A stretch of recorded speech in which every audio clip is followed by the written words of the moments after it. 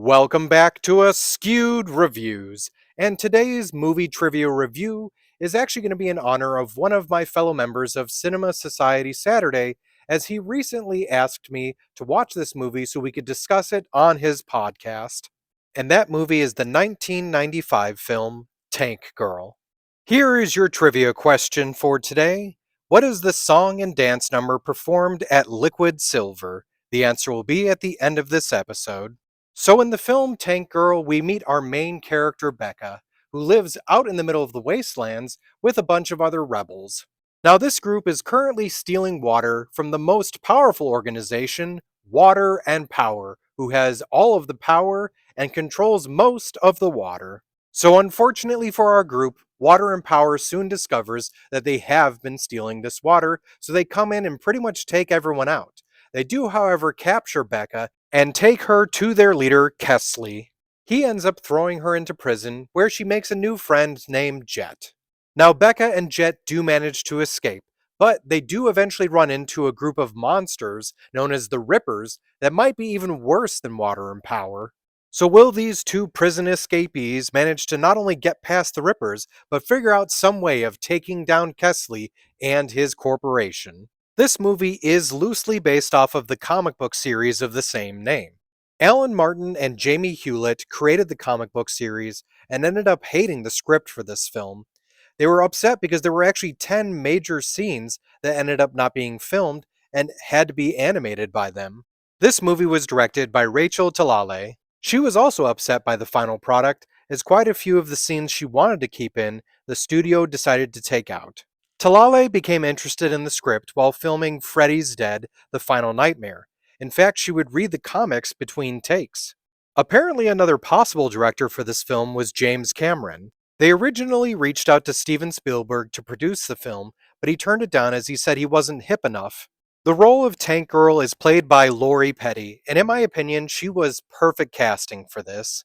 There also were other actresses up for the role, including three of the Spice Girls: Emma Bunton, who is Baby Spice, Jerry Horner, who is Ginger Spice, and Victoria Beckham, who was Posh Spice. There was also Sarah Cox, who was up for it, and Emily Lloyd was originally offered the role, but she refused to shave her head. Throughout the film, Lori Petty wears 18 different outfits and hairstyles as Tank Girl. Did you happen to know that Lori Petty turned down the opportunity to return in a sequel film to appear in this movie? She was the only main protagonist from the first Free Willy not to make a reappearance in the second film, Free Willy 2: The Adventure Home. I think she made the right choice. Jet Girl is another character from the comic books that in this film is played by Naomi Watts. Watts, by the way, did a great job, and I thought this was another great casting choice. By the way, I also totally forgot that Naomi Watts was in this film until I rewatched it recently. Now, the character of Jet Girl was originally supposed to be played by Courtney Love. She did end up turning it down because right around the time that they were filming is unfortunately when Kurt Cobain took his own life. Another character that does appear in the film from the comic books is Subgirl. She was supposed to have a much larger role and was originally offered to Bjork, but when the role was scaled down, Bjork decided to turn that down, and then it was given over to Ann Cusack. Malcolm McDowell was the first choice for the character of Kesley, but they never imagined he would actually say yes, so when he did, they immediately gave him the role. The Rippers, by the way, are definitely from the comic books as well. However, though, they do look a lot more kangaroo-like in the comic books. The reason why they look a little different in the movie is because they wanted the actors playing them to be a little bit more recognizable. Another thing that's interesting in the film is they state that the Rippers are reincarnated from something else into these new creatures. In the film, the character T-Saint is played by rapper, now actor, Ice-T. Also, by the way, supposedly T-Saint was a reincarnated cop. This is, of course, funny, as eventually Ice-T would play a police officer on television. During an interview on a hip-hop show, the host made fun of Ice-T for doing this film. He then explained he was paid $800,000 for this movie. The host then shut up and moved on. The character of Booga is played by Jeff Kober. Booga, by the way, is apparently a reincarnated dog. Knowing that fact, it always weirded me out a little bit that a relationship started between Tank Girl and Booga. Now, mind you, he already is an anthropomorphic animal human hybrid type thing, but the fact that he used to be a dog just makes it even weirder. What's funny though is it actually could have been worse. This scene was originally supposed to be an after sex scene that would have had both of the characters in the nude. In fact, they spent $5,000 to make a prosthetic phallic item for Booga that you would have seen in the film. MGM insisted this scene be cut out. The character of DT is played by actor Reg E. Cathy, and supposedly, DT is the reincarnation of Jack Kerouac. Cathy, by the way, brought a saxophone to his audition for some reason, and they ended up adding it into the film that DT plays a saxophone. The last of the named Rippers is Donner. He was played by Scott Coffey, and supposedly was a reincarnation of some random guy named Todd Smith.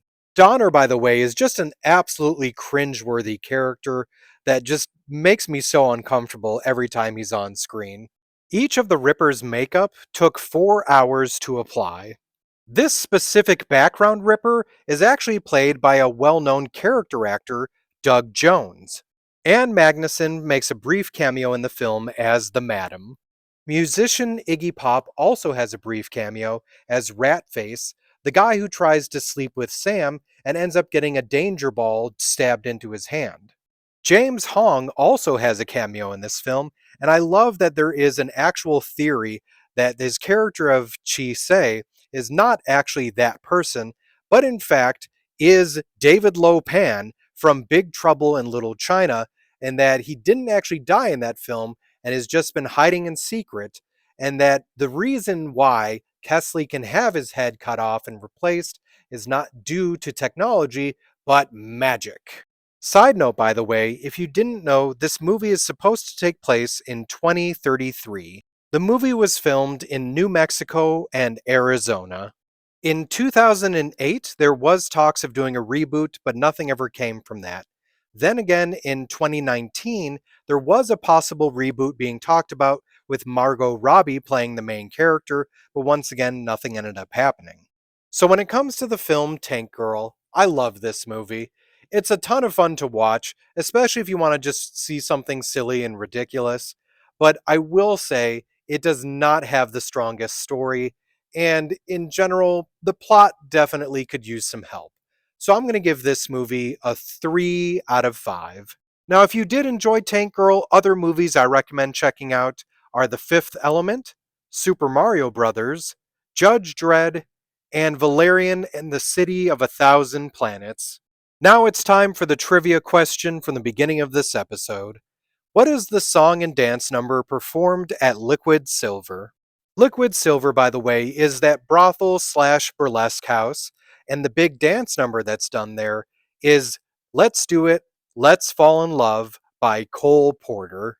I hope you enjoyed this episode of Askewed Reviews, and if there's a movie you'd like to see get a review, just mention it in the comments.